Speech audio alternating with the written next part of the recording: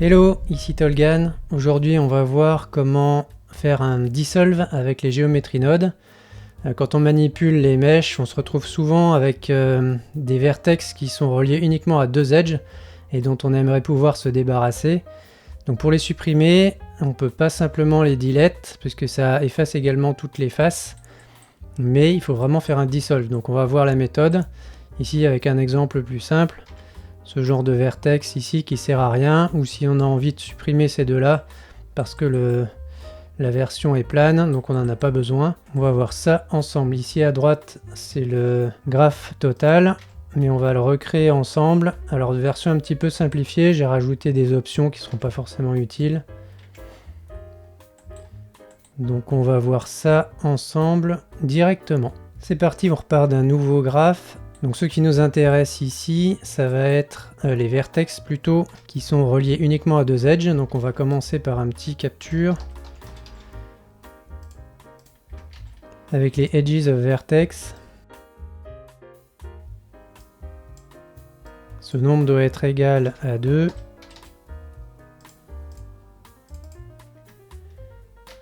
Et on va vérifier pour les visualiser. On va faire un mesh to point.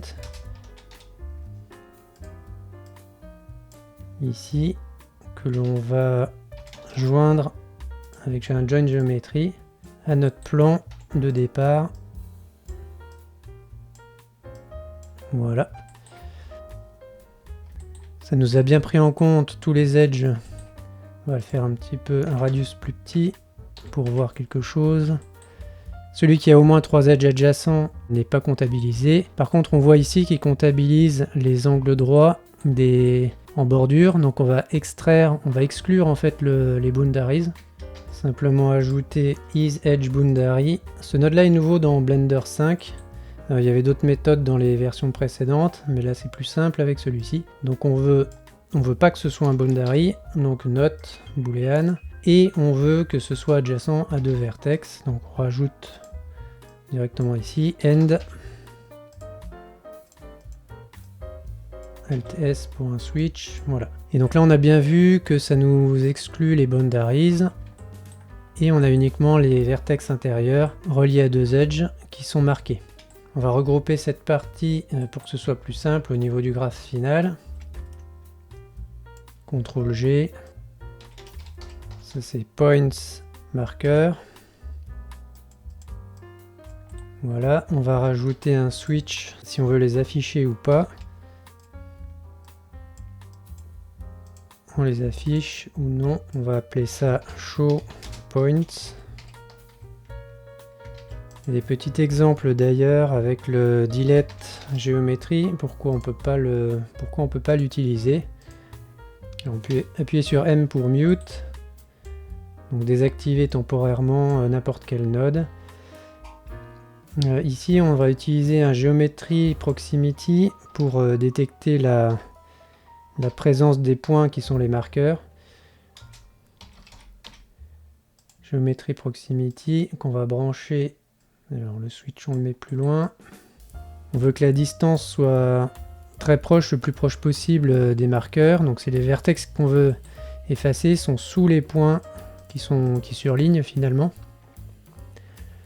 La distance doit donc être inférieure, less than n'importe quoi, 0,01, quelque chose comme ça. On met dans sélection, on active le delete. Alors, juste le géométrie proximity, ouais, c'est face par défaut, mais c'est les points. On veut connaître la distance par rapport aux points. Et donc, il nous efface effectivement tous les vertex, mais également tous les edges et toutes les faces qui vont avec. C'est pas ce qu'on veut. On veut conserver la surface, mais uniquement dissoudre les points, c'est-à-dire qu'en fait, il va falloir trouver une astuce. On enlève ça. Et l'astuce est la suivante, on va devoir transformer en curve, on va se servir de tous les vertex qu'on a marqués pour transformer ça en curve, et trouver, chaque vertex va représenter un point de départ, et le point d'arrivée, ce sera le vertex qui n'aura pas été sélectionné en bout de chaîne. Donc on va transformer ça en curve, Il va falloir arriver jusqu'au bout pour dire ce vertex là va devoir suivre la curve et se snapper jusqu'à la bordure qu'on souhaite conserver. Pour ça, on a ce qu'on appelle un edge pass. Il y a le shortest,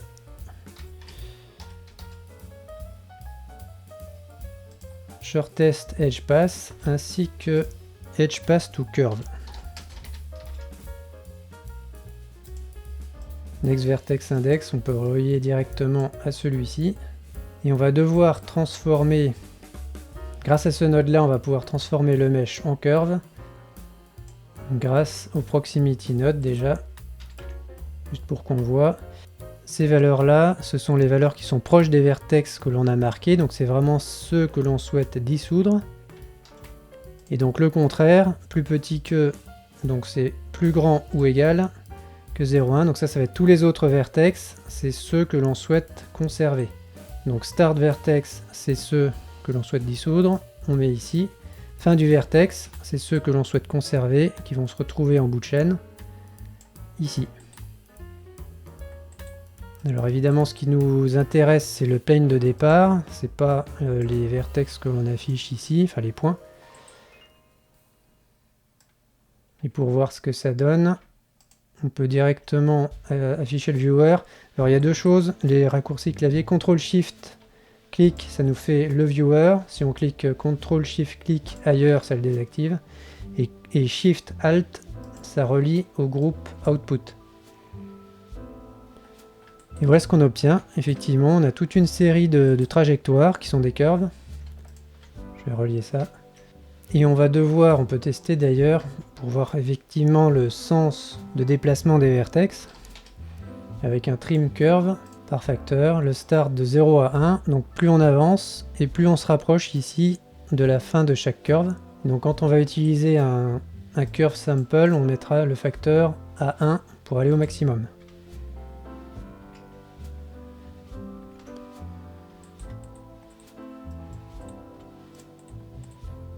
L'étape suivante, ça va être de détecter la curve qui sera la plus proche de chaque vertex, de manière à ce qu'il puisse glisser le long de la curve, de la bonne curve, pas que ce soit une curve voisine. Alors le but final, ça va être vraiment de positionner tous les vertex sélectionnés sur le vertex en bout de chaîne. Donc on a besoin pour ça d'un set position, qu'on va poser là. On vérifie donc avec... Alors less than, on va mettre un petit, avec F, raccourci clavier, on peut rajouter une frame et directement le label s'affiche. Donc on peut remplir le champ, ça c'est les vertex à dissoudre, donc tout dissolve. Histoire de ne pas se tromper. Et ça c'est les vertex à conserver, F. Bon, j'écris en anglais parce que c'est l'habitude... Comme ça, je travaille dans le jeu vidéo, on a l'habitude de tout noter en anglais. Donc celui à conserver, on n'y touche pas pour le moment, et celui à dissoudre, donc ça va être celui-ci, c'est uniquement ceux qu'on veut déplacer. On vérifie que ça marche, ouais, c'est bien ça. Et donc, pour savoir où les positionner, on va avoir besoin, comme on a transformé ça en curve, on a besoin de ces points de repère là. On va utiliser un sample curve. Ici, et lui il nous donne la position, la tangente, la normale. C'est évidemment la position qui va nous intéresser. On va mettre ça dans position, et là on remarque directement que tous les vertex qu'on a sélectionnés, je vais le mute, se retrouvent sur un point. Alors déjà, ça se déplace, mais pas où on veut. Pourquoi? Parce que ici on a un curve index qu'on doit indiquer. Là c'est 0 par défaut, mais si je le change à 1, il va à chaque fois se snapper en bout de chaîne. Enfin là c'est en début de chaîne, puisque le facteur est à 0. Si je le passe à 1, on remarque ici que le dernier bout de curve ici, il va aller sur 1, mais tout le monde se snap au même endroit. Donc si je change le numéro de curve, ça va snapper sur une autre curve, mais évidemment chacun va devoir trouver sa propre curve pour se snapper au bon endroit. Pour ça, on va avoir besoin d'autres petites choses. On se fait un peu de place. Donc pour trouver la bonne curve, pour trouver la bonne spline, Alors on pourrait utiliser le Geometry Proximity, mais on va devoir passer en fait par des intermédiaires. Parce que dans le Geometry Proximity, il y a juste Points, Edge et Face. Il ne va pas pouvoir nous donner la bonne spline, mais on peut aussi passer par un Sample Nearest. Sample Nearest. Alors il existe un Sample Nearest Surface, mais c'est vraiment là aussi...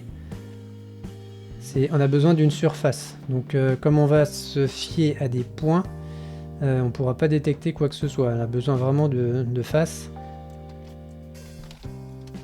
Sample Nearest et qui nous sort un index. On aura aussi besoin d'un sample index. Alors dedans, il y a effectivement spline, mais c'est pas ça qu'on va utiliser. Que pour détecter la bonne spline, on va devoir passer par ces points. On va se faire un peu plus de place que ça. On va garder vraiment point pour chacun d'entre eux. Cette curve, on va la transformer en point. Alors pourquoi on va d'abord, parce qu'on a besoin de détecter un index, mais le sample nearest, lui, n'a pas de spline. Autant le sample index possède des splines, mais on doit toujours trouver l'index d'une spline. Même problème qu'ici. C'est l'index de la spline que le sample curve nous demande. Donc c'est pour ça qu'on reste ici en point. Là c'est en point parce qu'on n'a pas le choix. Et donc ici on va devoir changer de domaine. Il y a un node qui s'appelle Evaluate on Domain qui permet d'aller chercher, de convertir en fait un index en spline. Puisqu'on peut avoir, par défaut c'est l'index du component qu'on va utiliser. Par exemple si je branchais ici l'index dans un sample index que je précise point, ce sera l'index d'un point, index d'une edge, d'une face et compagnie. Alors on pourrait utiliser la spline, mais on ne sait pas quelle est la plus proche. Nous l'intérêt c'est de détecter la plus proche, d'où le sample nearest. Lui malheureusement n'a pas de spline à l'intérieur, donc on va devoir convertir notre spline. Float, c'est un entier puisqu'on a besoin d'un index. C'est pas un point mais une spline. Alors je vais pas pouvoir brancher mon index ici, même problème hein. C'est toujours le nearest dont on a besoin. Malheureusement le nearest lui il accueille pas d'index. Enfin je veux dire le nearest ce sera le nearest point, edge, face ou face corner, mais on n'a pas de nearest spline. On va rester sur le point. On va avoir besoin de convertir notre curve to point. Voilà. Ici on remarque que la densité augmente parce qu'en fait chaque point que l'on a marqué, si je reviens ici plutôt, je vais désactiver ça, voilà. Chaque point que l'on a marqué correspond à un point de départ et arrive sur la fin de chaque spline que l'on a tracé ici.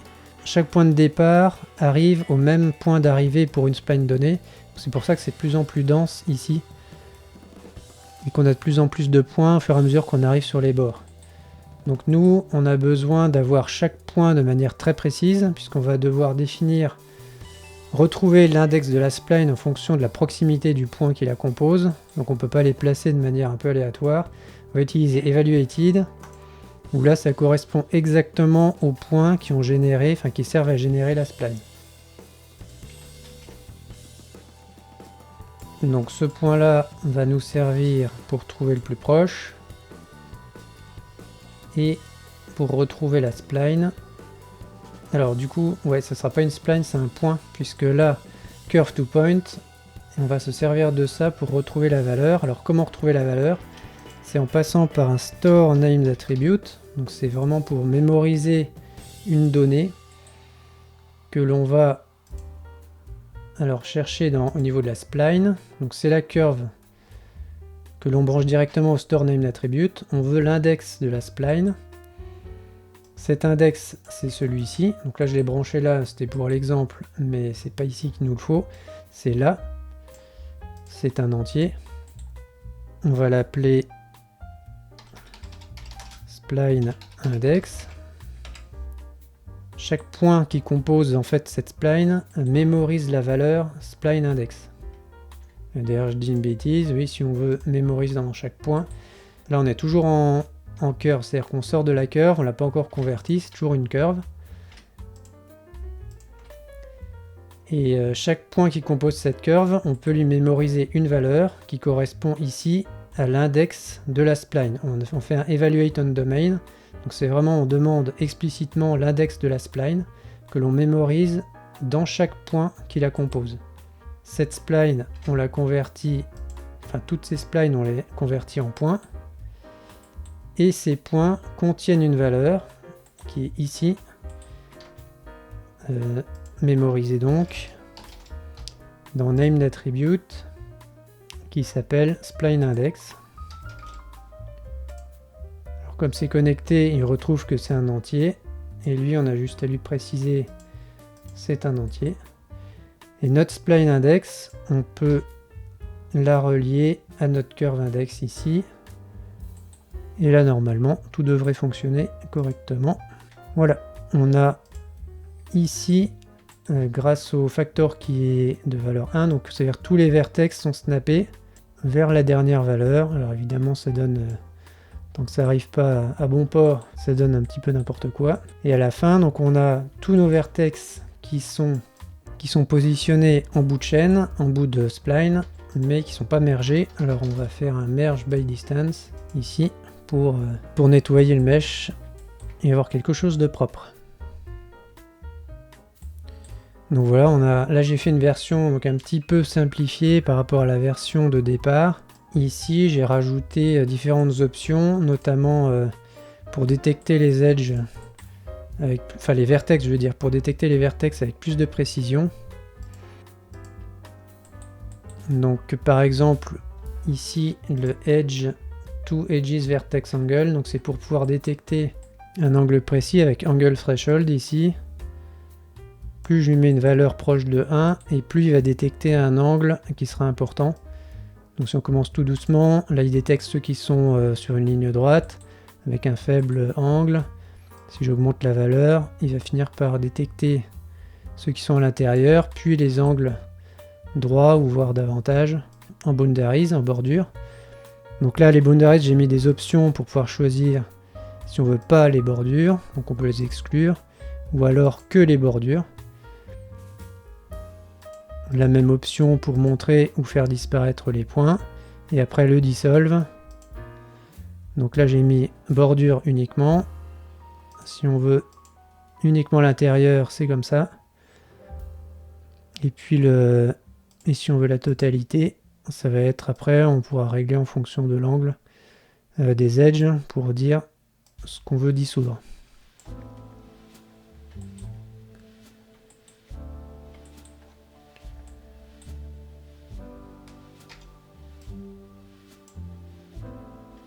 Si vous voulez reproduire les options, on pouvait faire une capture d'écran. Et puis, alors celui-ci, ouais, ça correspond à des nodes qui sont faites par Bradley qu'on peut récupérer, mais ça peut être remplacé ici dans Blender 5 par le boundary qu'on a utilisé ici. Et simplement, donc isBoundary, c'est celui-ci. Et le node, il suffit de rajouter un petit booléen. C'est celui-ci. Donc ça c'est mon menu switch qui permet de choisir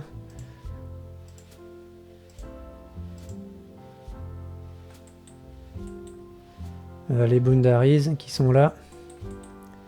On peut rentrer ce qu'on veut en type. Ça peut être d'une géométrie, un vecteur, peu importe. Et là donc ça me sort l'output qui est là. C'est en fonction de mon choix, notre boundaries. Ça va être celui-ci. Boundary only, c'est celui-ci. Et all, c'est donc coché ici.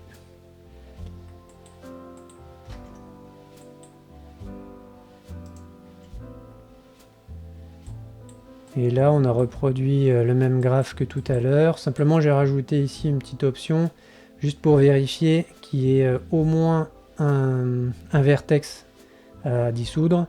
Sinon, eh ben, on passe pas par ce graphe là, c'est simplement la géométrie d'entrée. Et voilà pourquoi j'ai fait ça.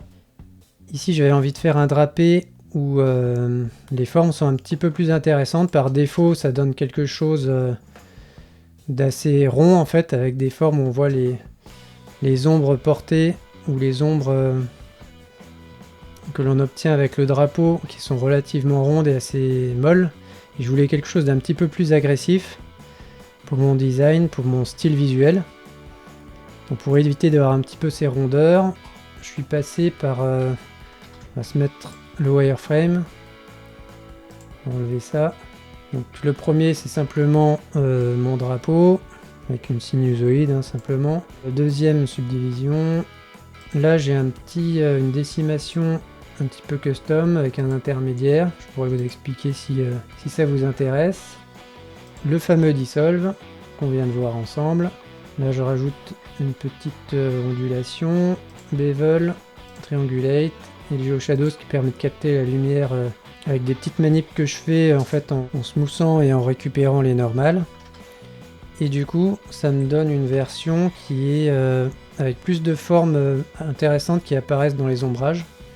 Donc ça permet d'avoir comme ça quelque chose d'un peu stylisé que je trouve assez sympa. Et qui permet d'éviter d'avoir l'effet un petit peu rond des ombres par défaut. Et ça permet d'avoir quelque chose d'un peu plus cartoon et assez comics, qui est vraiment le but recherché. Et voilà, donc c'est tout pour aujourd'hui. Dites-moi si je vais trop vite ou si les explications sont claires. N'hésitez pas à me laisser un commentaire. Je vais essayer de m'améliorer au fur et à mesure de mes vidéos. Et c'est tout pour moi. A plus, ciao!